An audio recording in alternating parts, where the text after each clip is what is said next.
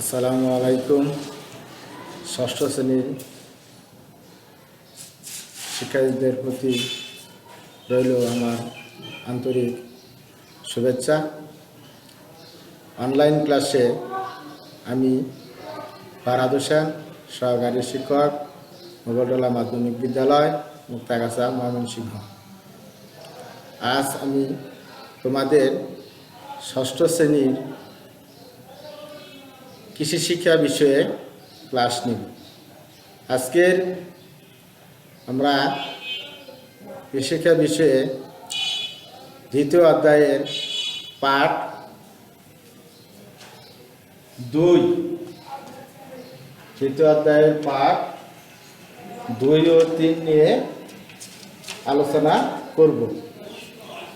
আজকের পাঠের বিষয় কৃষি প্রযুক্তির ব্যবহার, পাঠ 2।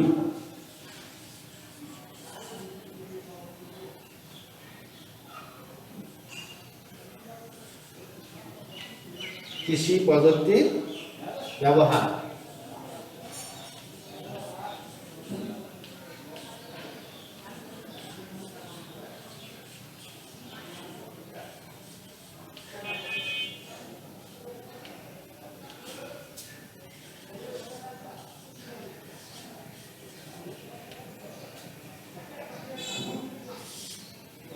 আজকের পাঠের বিষয় হলো কৃষি প্রযুক্তির ব্যবহার।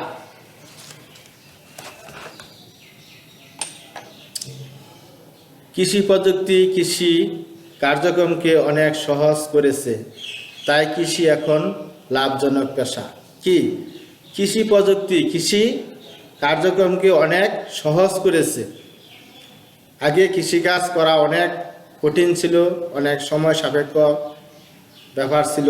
এখন কৃষিকাজ অনেক সহজ হয়েছে, তাই কৃষি এখন লাভজনক পেশা। বর্তমানে কৃষকেরা দেশি লাঙ্গলের পরিবর্তে কলের লাঙ্গল দিয়ে জমি চাষ করছেন। এতে কৃষকের অর্থ, সময় ও শ্রমের সাশ্রয় হচ্ছে। খাদ্য ঘাটতি বাংলাদেশের একটি বড় সমস্যা। এটি প্রাচীনকাল থেকেই বাংলাদেশের খাদ্য ঘাটতি থেকেই যায়। উচ্চ ফলনশীল ধানের আবাদ করে কৃষকেরা এই ঘাটতি পূরণের চেষ্টা করছেন। তাই বর্তমানে কৃষকরা কি উচ্চ ফলনশীল ধানের চাষ করে এই খাদ্যের ঘাটতি পূরণের চেষ্টা করছে। এছাড়া কৃষির কর্মকাণ্ডের জন্যই প্রযুক্তির উদ্ভাবন ঘটেছে। এছাড়া কি কৃষির কর্মকাণ্ডের জন্যই প্রযুক্তির উদ্ভাবন ঘটেছে। যেমন জমির উর্বরতা বৃদ্ধির জন্য জৈব সার, রাসায়নিক সার ও সবুজ সার ব্যবহার করা হচ্ছে। কি সার? জমির উর্বরতা বৃদ্ধির জন্য কি জৈব সার, তোমরা সকলেই চিনো, গোবর, মলমূত্র, পচা আবর্জনা, এগুলো হলো কি জমির জৈব সার। রাসায়নিক সার ও সবুজ সার ব্যবহার করা হচ্ছে। সবুজ সার মানে ধইঞ্চা চাষ করে সেই ধইঞ্চা খেতে হাল চাষ করে যে পচিয়ে যে সার তৈরি করা হয়, সেটি হলো সবুজ সার। বীজ বপন, ফসল কাটা, ফসল মারাই জারাই এর জন্য হস্ত ও শক্তিচালিত বিভিন্ন ধরনের যন্ত্র ব্যবহার করা হচ্ছে। কি? বীজ বপন, ফসল কাটা, ফসল মারাই জারাই এর জন্য হস্ত ও শক্তিচালিত বিভিন্ন ধরনের যন্ত্র ব্যবহার করা হচ্ছে।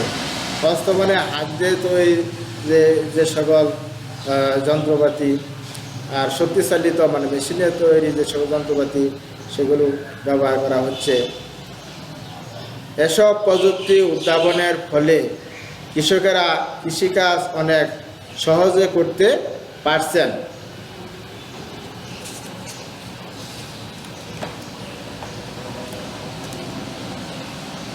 কৃষি প্রযুক্তির ব্যবহার অনেক।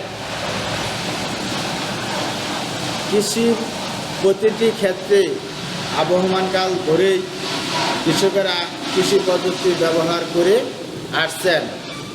দিন দিন কৃষকের সমস্যা জটিল হচ্ছে, আর কৃষি প্রযুক্তিগুলো আধুনিক হচ্ছে। એટલે কি দিন দিন কৃষকের সমস্যা জটিল হচ্ছে, আর কি কৃষি প্রযুক্তিগুলো আধুনিক হচ্ছে। যেমন কৃষকেরা জমি চাষে দেশি লাঙ্গল ব্যবহার করেন।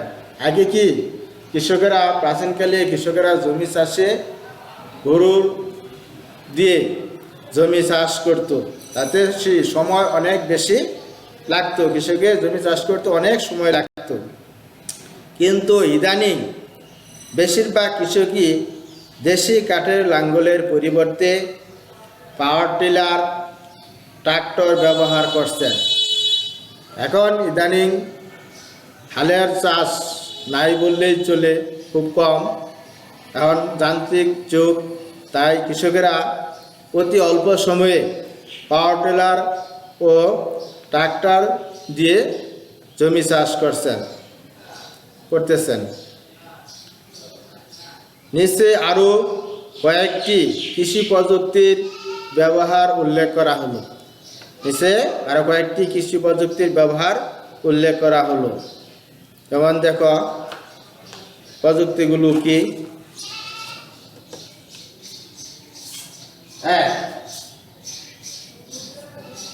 ফসল বাড়িতে বৃক্ষরোপণ প্রযুক্তি।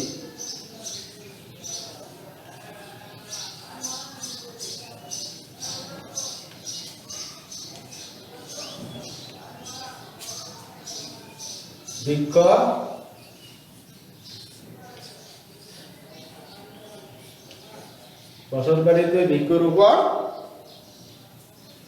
প্রযুক্তি।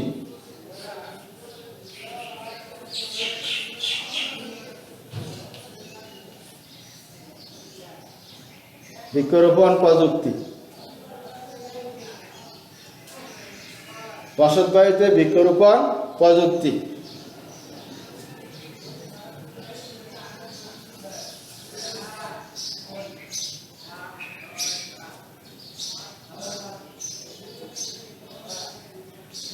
এটা হলো 1 নম্বর প্রযুক্তি।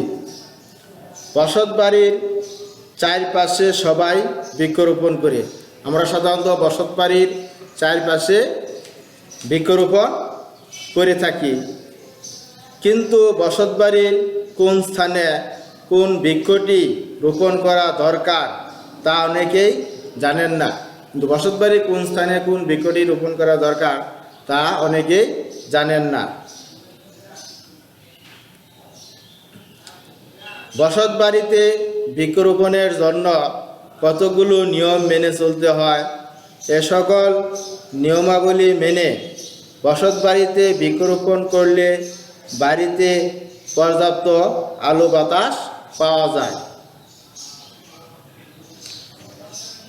তাহলে কি বসত বাড়িতে কিছু নিয়ম মেনে বৃক্ষরোপণ করলে বসত বাড়িতে কি কিছু আলো বাতাস পাওয়া যায়। শূন্য চাষে ভুট্টা চাষ। 1 নম্বর নিয়মে আমরা পড়েছি বসত বাড়িতে বৃক্ষরোপণ প্রযুক্তি, আর 2 নম্বর প্রযুক্তি হলো শূন্য চাষে ভুট্টা চাষ।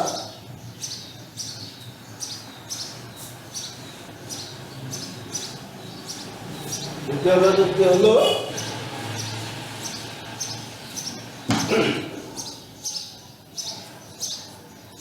শূন্য চাষে ভুট্টা চাষ।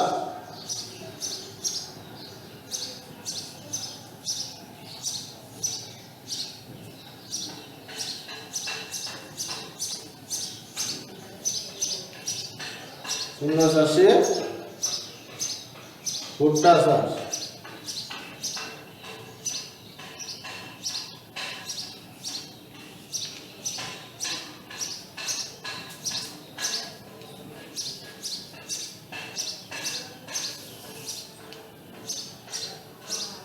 দিল 2 নম্বর প্রযুক্তি, জমি চাষ না করেও ভুট্টা চাষ করা যায়। বর্ষার পানি নেমে গেলে জমি কাদাময় থাকে, মানে যখন জমি জলাবদ্ধতা অবস্থায় থাকে, যখন বর্ষার পানি জমি থেকে নেমে যায় তখন জমিটা কি থাকে, কাদা অবস্থায় থাকে। সেই জমিতে ভুট্টার বীজ রোপণ করলে ভালো ফলন হয়, এতে অর্থ আয় হয় এবং শ্রম কম লাগে। এতে অর্থ আয় হয় এবং শ্রম কম লাগে, মানে জমি চাষ করতে হয় না এবং এতে অর্থ খরচ কম হয়। তৃতীয় প্রযুক্তি হলো মাটির হাঁড়িতে ডিম সংরক্ষণ। আমরা বলবো তৃতীয় প্রযুক্তি হলো কি, মাটির হাঁড়িতে ডিম সংরক্ষণ। কিভাবে মাটির হাঁড়িতে ডিম সংরক্ষণ করা যায়?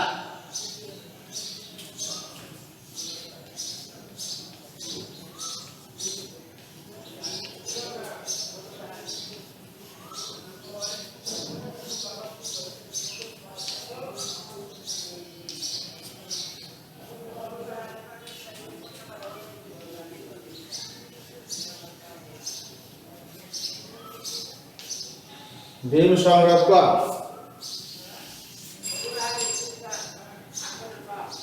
মাটির হাঁড়িতে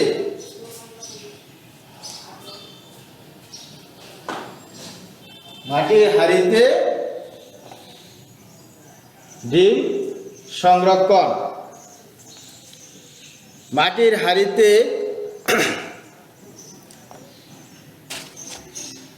হাঁড়িতে ডিম সংরক্ষণ সাধারণত ডিম 5 থেকে 10 দিনের বেশি ভালো থাকে না। সাধারণত ডিম 5 থেকে 10 দিনের বেশি ভালো থাকে না। ঘরের মেঝেতে গর্ত করে সেই গর্তে হাঁড়ি বসিয়ে ডিম রাখা হয়। গর্তে হাঁড়ির চারদিকে কাঠ কয়লা রেখে পানি দিয়ে ভিজে রাখলে ডিম ঠান্ডা থাকে এবং 20 থেকে 25 দিন ডিম ভালো থাকে। অর্থাৎ কি পদ্ধতিটা হলো, মাটির গর্তে রেখে চতুর্দিকে কাঠ কয়লা রেখে সেখানে প্রতিদিন পানি দিলে হাঁড়িটা কি থাকে, ঠান্ডা থাকে। এতে ডিম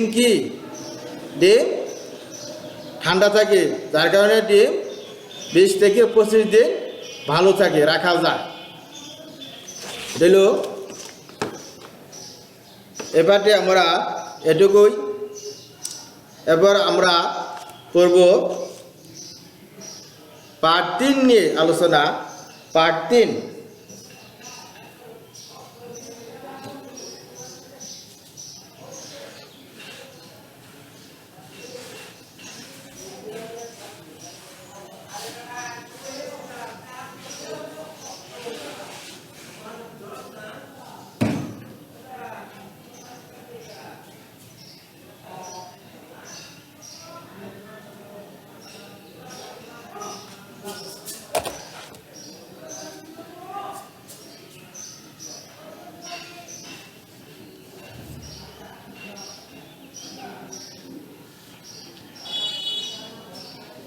পার্ট 3 কৃষি।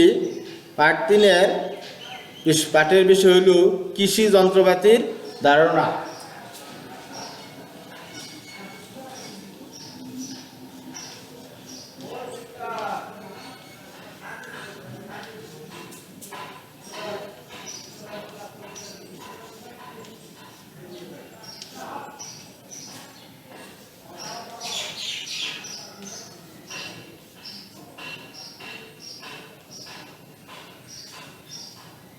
কৃষি যন্ত্রপাতির কি ধারণা, এটা হলো পার্ট 3।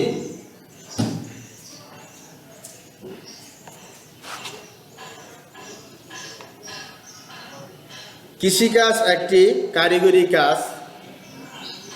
কৃষির অধিকাংশ কাজই যন্ত্রের সাহায্যে করতে হয়। কৃষিকাজ একক কোনো কাজ নয়, এটা একটা প্রক্রিয়া, অনেকগুলো কাজের সমাহার। কৃষিকাজ একক কোনো কাজ নয়, এটি অনেকগুলো কাজের সমাহার। একটা কাজের সাথে আরেকটা কাজের ধারাবাহিকতা আছে। যেমন জমি চাষ কৃষিকাজের শুরু, আর ফসল মারাই ঝাড়াই করে গোলাজাত করা কৃষিকাজের শেষ। মানে কি, জমি চাষ থেকে শুরু আর ফসল মারাই ঝাড়াই করে গোলাজাত করা কৃষিকাজের শেষ, মানে অর্থাৎ ফসল সংরক্ষণ করা করে গোলাজাত করা পর্যন্ত হলো কৃষিকাজের শেষ। জমি চাষ থেকে ফসল গোলাজাত পর্যন্ত সব কাজই যন্ত্র নির্ভর। জমি চাষ থেকে ফসল গোলাজাত পর্যন্ত সব কাজই কি যন্ত্র নির্ভর।